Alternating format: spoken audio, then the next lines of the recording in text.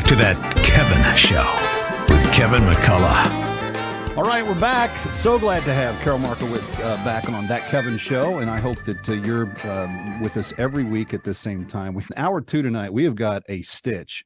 I don't know if you followed Justin Awad, is his name, on Instagram. If you're watching tonight, if you've been watching our Times Square Trip-In segments, he's the kid that does all of these.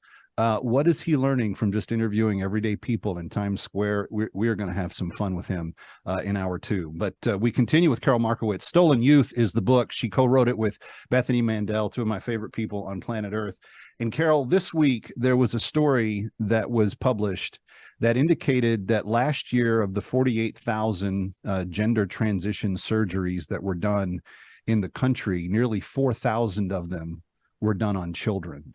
Yeah. These are, and I mean young people, not just barely legal, right. But we're talking about kids prepubescent to teenage years that had surgeries done. I don't know of an area of your book that was more important in terms of addressing some of the issues that we are facing. But when it comes to parents' rights, when it comes to what school districts have tried to do, and California and Washington State and in Michigan, criminalizing basically parents knowing if the school district is going to try to transition your child and not tell you. We are starting to get a couple of court cases that have kind of pushed back on this, but there's a long way to go on this because the Biden administration has not backed off, and they were really the ones that kind of instigated all of this. But on this specific issue, 1/10 of all of the surgeries being done on children. What does that say to you? How do you react to that?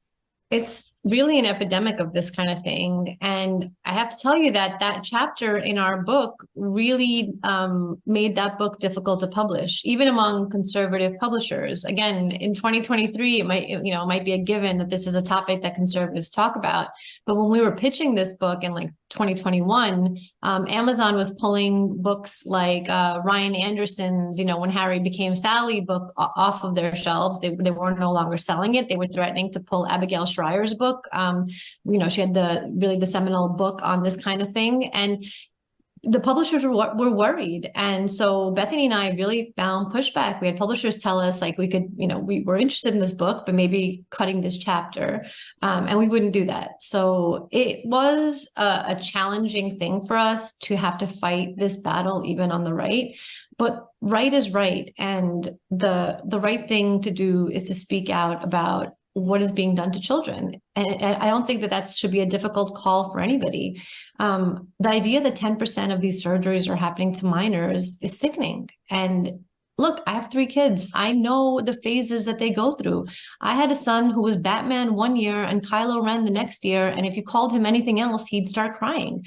I remember this. I remember that, the shift in personalities. I am Batman. I'm Kylo Ren. And it's like, he's 3 years old and doesn't know what he wants. So I didn't get him any permanent Batman surgery because that's not what parents do.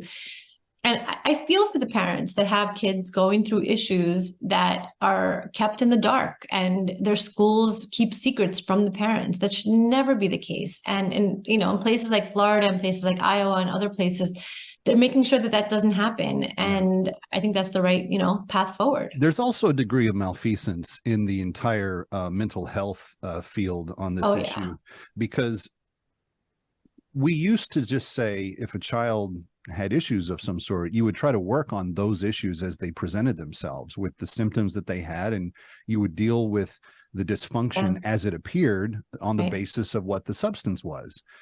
In many of these cases, the idea that a child who's struggling with mental health goes and talks to a counselor, convinces the parents that they need to pursue this entire life change.